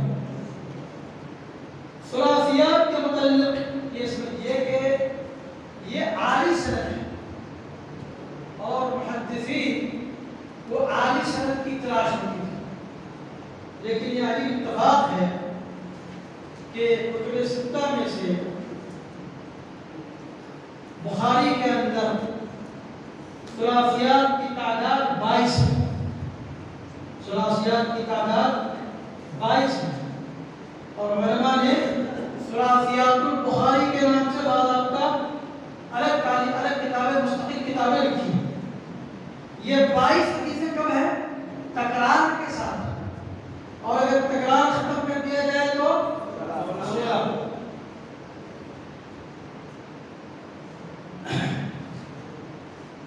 جامع ترمذی میں صرف ایک ثلاثی روایت بس۔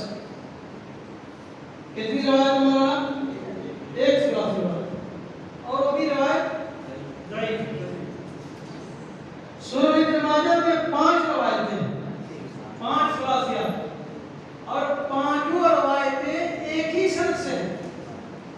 5 روایتیں کتنے سند سے مولانا؟ ایک سند سے، اور اس سند میں 2 ضعیف راوی ہیں۔ گویا کہ اگر یعنی ترمذی میں ایک بھی ضعیف، ابن ماجہ میں 5 بھی ثلاثیات وہ بھی ضعیف، گویا کہ صرف بخاری میں ثلاثیات ہیں۔ اب ان 3 کتابوں کے علاوہ صحیح مسلم میں، سنن ابی داؤد میں، سنن نسائی میں کوئی بھی روایت ثلاثیات میں سے نہیں ہیں، بلکہ ان کے نزدیک ان کی یہاں جو روایتیں ہیں وہ سب سے اعلیٰ روایت رفاعیات۔ اس حدیث کا الفاظ پڑھیے کیا ہے؟ ان النبی صلی اللہ علیہ وسلم اتي بجنازة ليصلي عليها، نبی اکرم صلی اللہ علیہ وسلم کے پاس ایک جنازہ لایا گیا تاکہ آپ جنازے کی نماز پڑھا دیں، تو آپ نے پوچھا کیا اس پر قرض ہے؟ تو صحابہ کرام نے کہا نہیں، تو آپ نے اس کے جنازے کی نماز پڑھائی۔ دوسرا جنازہ لایا گیا اور کہا اس پر قرض ہے؟ کہا ہاں، تو کہا ٹھیک ہے تم لوگ اپنے ساتھی کی نماز جنازہ پڑھو۔ ابو قتادہ رضی اللہ تعالیٰ عنہ نے کہا کہ اللہ کے رسول ان کا جو قرض ہے میرے ذمہ، میں اس کو ادا کروں گا۔ تب جا کر آپ صلی اللہ علیہ وسلم نے نماز جنازہ پڑھائی۔ گویا کہ اس میں دو شخص کا ذکر ہے، ایک شخص وہ ہے جس پر کوئی قرض نہیں، دوسرا شخص وہ ہے جس پر قرض ہے۔ سلمہ بن الاکوع رضی اللہ تعالیٰ عنہ کی جو روایت ہے کتاب الحوالہ میں، اس میں 3 جنازے کا ذکر ہے۔ روایت سلمہ بن الاکوع ہے کہ ایک شخص پر قرض ہی نہیں تھا تو آپ نے اس کے جنازے کی نماز پڑھائی۔ دوسرا جنازہ ایسا تھا کہ اس پر قرض تھا لیکن اس نے اتنا مال بھی چھوڑا تھا جس سے وہ قرض ادا ہو جائے، تو آپ نے اس کی بھی نماز جنازہ پڑھائی۔ قرض تو تھا لیکن اس نے اتنا مال بھی چھوڑا تھا کہ قرض ادا ہو سکے۔ تیسرا وہ شخص تھا، تیسرا جنازہ ایسا تھا جس نے قرض تو لیا تھا لیکن مال نہیں چھوڑا تھا، تو آپ نے کہا تھا کہ اپنے ساتھی کی نماز جنازہ پڑھو۔ اس حدیث سے کئی مسائل مستنبط ہوتے ہیں، مختصر ہم ان کا ذکر کرتے ہیں۔ سب سے پہلی بات تو یہ ہے کہ نبی اکرم صلی اللہ علیہ وسلم اپنے اس عمل سے لوگوں کو یہ بتانا چاہتے تھے کہ انسان قرض کے سلسلے میں احتیاط کر دے، بغیر ضرورت کے قرض نہ لے، اور اگر قرض لیتا ہے تو اس کو ادا کرے۔ ایسا نہیں کہ آپ کا مقصود یہ تھا کہ اس پر کوئی جنازہ نہ پڑھے، آپ جنازہ آپ نے نہیں پڑھا، تو اس طرح لوگوں کو اس میں 2 مصلحتیں جمع ہوئی کہ آپ مسلمانوں کو کہا کہ آپ جنازے کی نماز پڑھ لو، اپنے بھائی کے لیے دعا کرو، اور آپ نے نہیں پڑھا، اس میں یہ مصلحت تھی کہ تاکہ لوگ دین کے سلسلے میں حد سے تجاوز نہ کریں، دین کے سلسلے میں خوف قائل ہو۔ اس میں دوسرا مسئلہ یہ ہے کہ اگر کوئی شخص ذمہ داری لے لیتا ہے،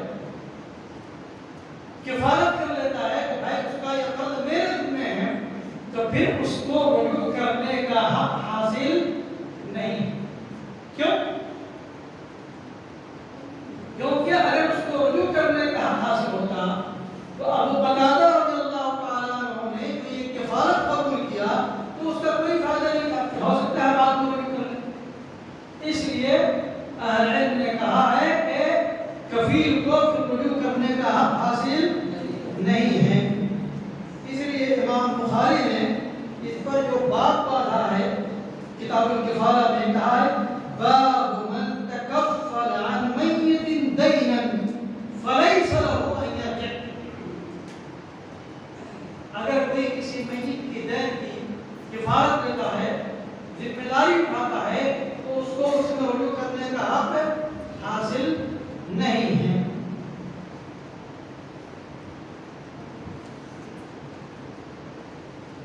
یہ جو حکم تھا کہ اللہ کے رسول صلی اللہ علیہ وسلم کہتے تھے کہ آپ جنازے کی نماز پڑھ لو، ہم نہیں پڑھیں گے، یہ حکم فتوحات سے پہلے تھا، جب مسلمانوں کے بیت المال میں مال نہیں ہوا کرتا تھا۔ جب مسلمانوں کے پاس مال آنے لگا، فتوحات کا سلسلہ شروع ہوا، تو حکم بھی بدل گیا۔ جیسا کہ صحیحین میں حضرت ابو ہریرہ رضی اللہ تعالیٰ عنہ کی روایت ہے، وہ کہتے ہیں کہ رسول اللہ صلی اللہ علیہ وسلم کے پاس ایک جنازہ لایا گیا اس کے اوپر قرض تھا. آپ صلی اللہ علیہ وسلم نے پوچھا کیا اس شخص نے اپنے قرض کے لیے اتنا مال چھوڑا ہے جس سے اس کے قرض کی ادائیگی ہو جائے؟ آپ کا یہ معمول تھا کہ پوچھتے تھے کہ قرض ہے تو کیا اس کے پاس اتنا مال ہے تو اس سے اس کے قرض کی ادائیگی ہو جائے؟ تو اگر آپ کو یہ بتا دیا جاتا تھا کہ اس کے پاس اتنا مال ہے جس سے اس کے قرض کی ادائیگی ہو سکتی ہے تو آپ نماز پڑھتے تھے جانے، اور اگر نہیں تو مسلمانوں سے کہتے تھے کہ آپ اپنے ساتھی کی جنازے کی نماز پڑھ لیں. یہ آپ کا معاملہ تھا. اس کے بعد کیا ہوا؟ فَلَمَّا فَتَحَ اللَّهُ عَلَيْهِ الْفُتُوحَ، جب اللہ تعالیٰ نے فتوحات کا سلسلہ شروع کیا تو آپ کیا کہتے ہیں؟ أَنَا أَوْلَى بِالْمُؤْمِنِينَ مِنْ أَنفُسِهِمْ فَمَنْ تُوفِّيَ مِنَ الْمُؤْمِنِينَ فَتَرَكَ دَيْنًا فَعَلَيْهِ قَضَاؤُهُ وَمَنْ تَرَكَ مَالًا فَلِوَرَثَتِهِ، کہ جس نے جو بھی مسلمان انتقال کر گیا اور اس نے مال اور اس کے اوپر قرض ہے اور اس کی وفا کرنے کے لیے اس کے پاس مال نہیں ہے، قرض کی بھرپائی کے لیے اس کے پاس مال نہیں ہے، تو اس کا قرض میرے ذمہ ہے، میں ادا کروں. اس کا مطلب یہ ہے اس کے بعد آپ صلی اللہ علیہ وسلم ایسا نہیں کہتے تھے کہ نماز جنازہ پڑھ لو، آپ اس کا قرض ادا کرتے تھے اور کہتے تھے کہ اگر مال چھوڑا ہے تو یہ اس کے وفا کی. تو یہ جو حکم تھا نبی اکرم صلی اللہ علیہ وسلم کا، یہ جو طریقہ تھا کہ آپ نماز پڑھنے کے لیے اپنے صحابہ کرام کو کہہ دیتے تھے، آپ نہیں پڑھتے تھے کہ یہ منسوخ ہو گیا. یہ کیا ہو گیا؟ منسوخ ہو گیا، جیسا کہ حازمی نے بیان کیا ہے. یہ جنازے کی جو نماز ہے، جنازے کی نماز، تجہیز، تکفین، دفن، یہ مردے کے میت کے جو عام حقوق ہیں، اکثر حقوق کا تعلق فروض کفایہ سے. فروض کفایہ کا مطلب کیا ہے؟ اگر امت کے کچھ لوگ اس کو ادا کر دیتے ہیں تو باقی کی طرف سے کافی ہو جائے گا.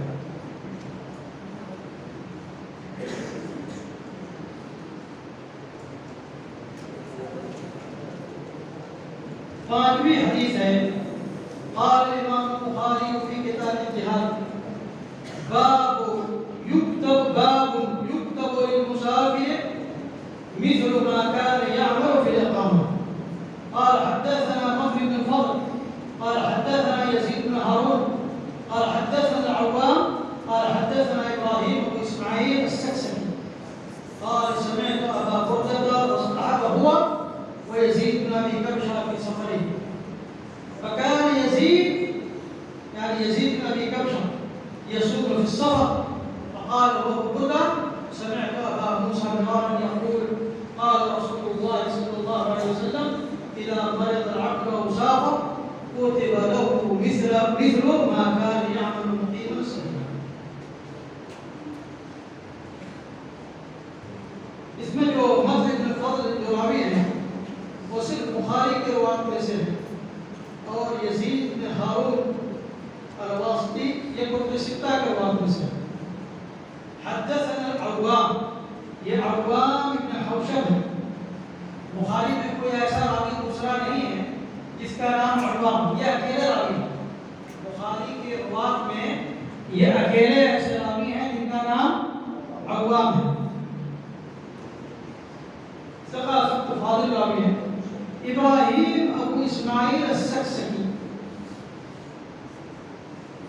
یہ بہرحال ان پر یہ ایسے راوی ہیں جن کے حفظ پر کلام کیا گیا ہے، مگر بخاری نے اس طرح کے روایت کی زیادہ حدیثیں نہیں لیا ہے.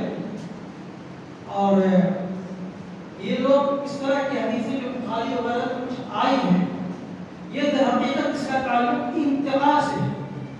انتقاء کا مطلب کیا ہے؟ انتخاب۔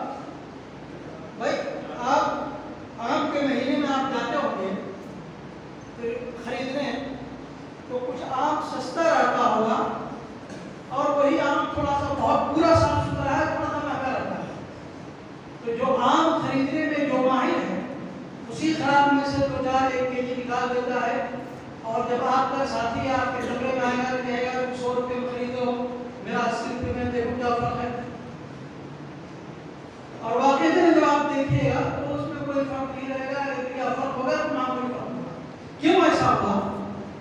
اس لیے کہ اس کے پاس جو ہے انتقاء کی صلاحیت موجود ہے کہ کیسے چنے گا۔ تو یہ امام بخاری اس فن کے ماہر امام تھے، تو انہوں نے اس طرح کی حدیثوں کا انتقاء کیا ہے، انتخاب کیا ہے۔ اور یہ ابو بردہ ابن ابی موسیٰ الاشعری ہیں، اور یزید ابن ابی کبشہ جو آئے ہیں ان کا روایت وہ راوی نہیں ہے حدیث کے۔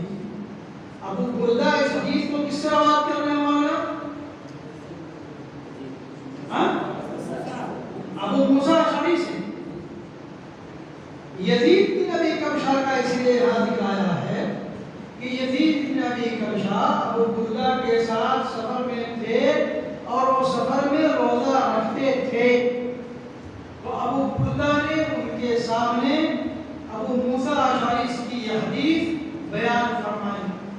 گویا کہ یزید بن ابی کبشہ کا تعلق اسناد سے نہیں ہے، ابو بردہ ڈائریکٹ ابو موسیٰ الاشعری رضی اللہ تعالیٰ عنہ سے روایت کرتے ہیں۔ اور ابو موسیٰ الاشعری کا نام عبداللہ بن قیس ہے، یہ ذی القدر صحابی ہے۔ ان کے مرویات کی تعداد دیکھنا ہو، بخاری میں ان کی روایت کتنی ہے، مسلم میں ان کی روایت کتنی ہے، تو کہاں دیکھیں گے؟ خلاصۃ التہذیب تہذیب الکمال، مختصر اس کو کیا کہتے ہیں؟ خلاصۃ الخزرجی۔ اور خزرج کو جانتے ہو نا؟ ہاں، تو خزرجی خزرج کی طرف منسوب ہو۔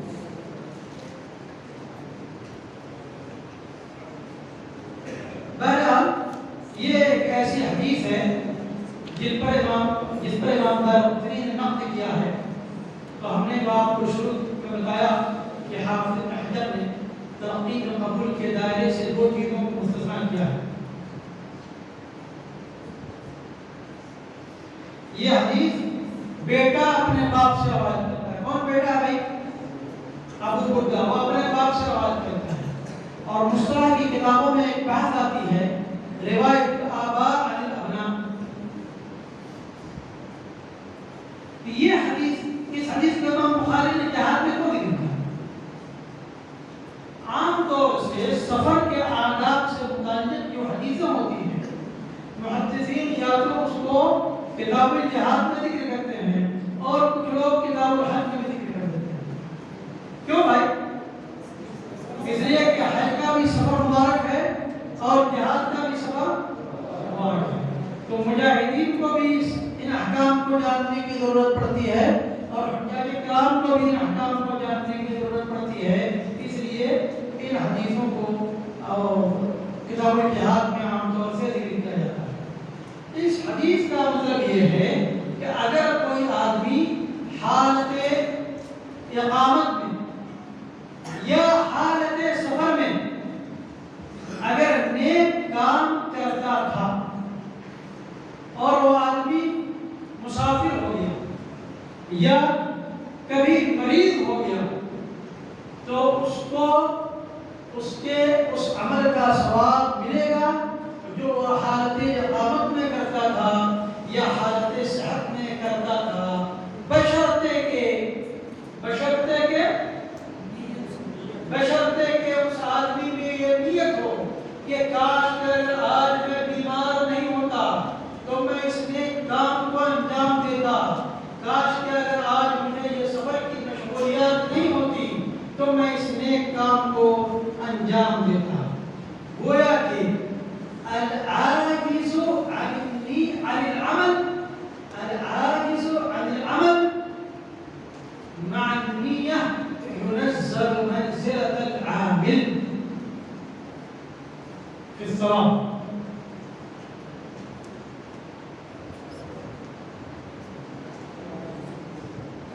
اس حدیث میں یہ پتہ چلتا ہے کہ علمی مسائل کا، دینی مسائل کا مذاکرہ ہونا چاہیے، جیسا کہ ابو بردہ اور ان کے ساتھ جو ان کے رفیق سفر تھے ان کے ساتھ ہوا، لیکن دلائل کی روشنی میں ہوا،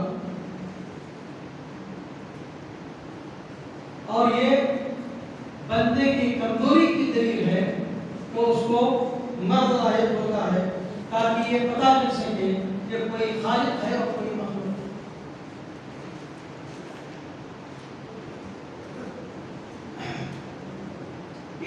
کچھ لوگ کہتے ہیں کہ اگر کوئی آدمی عذر کی بنیاد پر جماعت چھوڑ دیتا ہے، عذر کی بنیاد پر کوئی آدمی جماعت چھوڑتا ہے، تو کہتے ہیں کہ اس آدمی کے حق میں کراہیت ثابت ہو جائے گی اور اس کو جماعت چھوڑنے کا گناہ نہیں ملے گا مگر ثواب نہیں ملے گا۔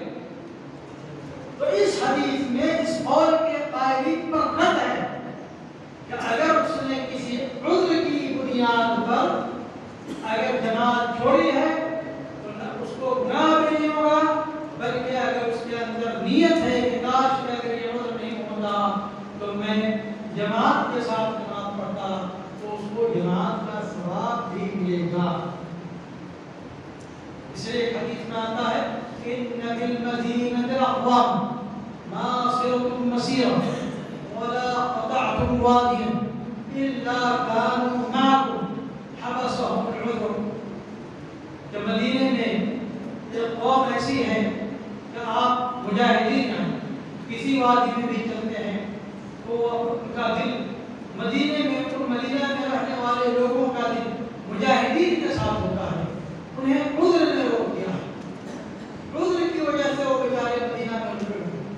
گویا کہ کیونکہ اس بندے کے اندر نیت ہے کہ کاش کہ یہ عذر نہیں ہوتا تو میں یہ نیک کام کرتا، تو ایسے لوگوں کو کیا ملے گا؟ ثواب ملے گا۔ تو شیخ نے کتنا بجے پڑھا بھائی آپ کو؟ نہیں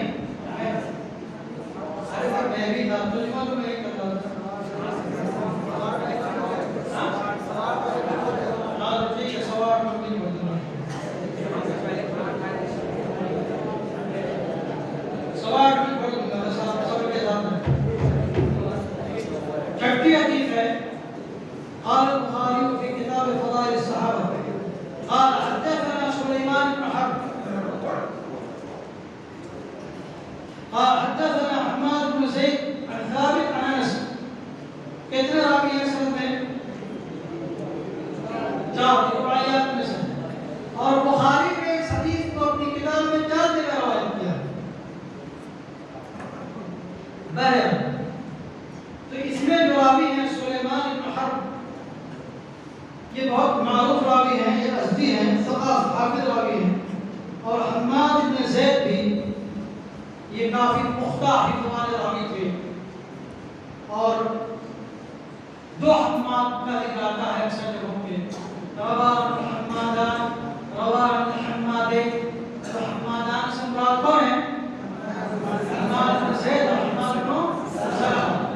تو حماد بن زید کی روایت بخاری میں تو ہے، مگر حماد بن سلمہ کی روایت تعلیقاً، حماد بن سلمہ کی روایت تعلیقاً۔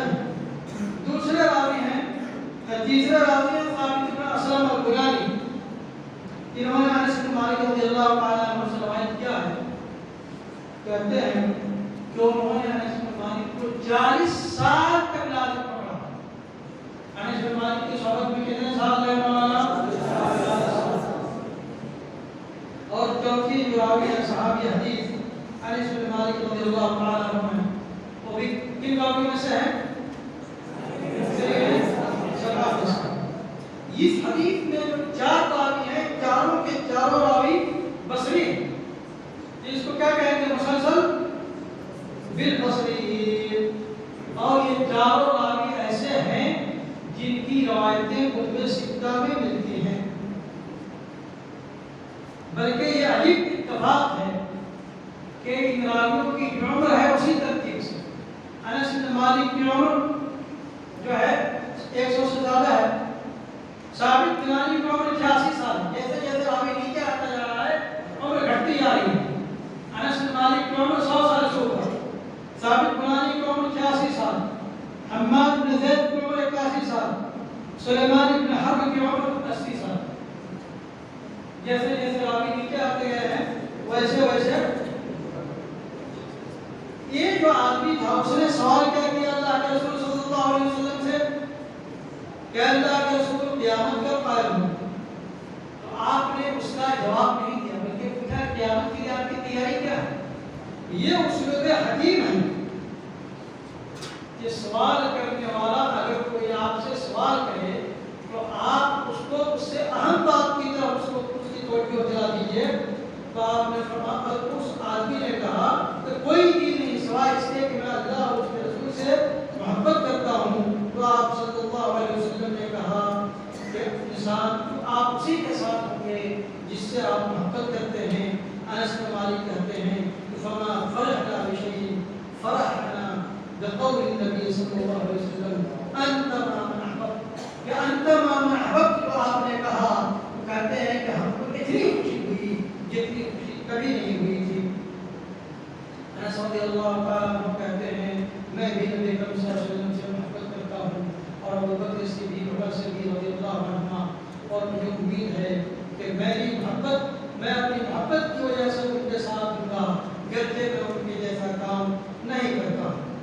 یہ جو آدمی سوال کرنے والا تھا بعض روایتوں میں آتا ہے کہ یہ اس کا نام ذوالخویسرہ، اور دارقطنی کی روایت میں ہے کہ اس آدمی نے سوال کیا اور سوال کرنے کے بعد وہیں جا کر کے مسجد میں پیشاب کرنے لگا۔ دارقطنی کی روایت میں اس کا بیان ہے۔ یہ جو لفظ ہے انت مع من احببت یا المرء مع من احب، آپ ابن کثیر میں لکھا ہے کہ یہ ٹکڑا جو ہے یہ متواتر کے درجے تک پہنچتا ہے۔ تو اس میں جو یہ کہا گیا ہے کہ ہم کو اللہ کے رسول صلی اللہ علیہ وسلم کے اس قول سے جو خوشی ہوئی تھی اتنی خوشی کبھی نہیں، تو کیا اسلام پر بھی اتنی خوشی نہیں ہوئی تھی؟ تو در حقیقت اس کو حدیث کو سمجھنے کا صحیح طریقہ یہ ہے کہ آپ اس کی مختلف روایتوں کو جب جمع کریں گے تو آپ کو صحیح بات سمجھ آئے گی۔ اس لیے مسلم کی روایت میں ہے فما فرحنا بعد الاسلام فرحا، وہ کہ اسلام کے بعد اتنی بڑی خوشی ان کو نصیب نہیں ہوئی۔ تو جو صاحبین ہیں ابوبکر رضی اللہ تعالیٰ عنہ، عمر رضی اللہ تعالیٰ عنہ، دنیا میں بھی آپ کے ساتھ تھے اور آخرت اور تربت میں قبر میں بھی آپ کے ساتھ ہیں، آداب میں دونوں، اور جنت میں بھی آپ کے ساتھ ہوں گے، اور انبیاء اور مرسلین کے بعد سب سے افضل یہی دونوں لوگ ہیں۔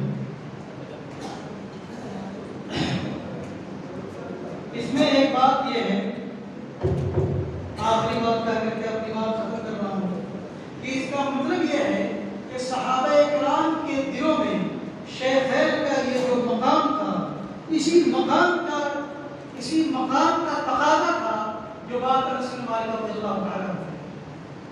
تو صحابہ کرام کے دل میں ان کی اتنی عظمت تھی، اور ہمارے بعض لوگ جو سمجھتے ہیں کہ ہم امت مسلمہ میں سے ہیں، ان لوگوں کو کافر سمجھتے ہیں، نعوذ باللہ من ذلک۔ اللہ تعالیٰ سے دعا ہے کہ اللہ تعالیٰ ہمیں صراط مستقیم پر چلنے کی توفیق عطا فرمائے۔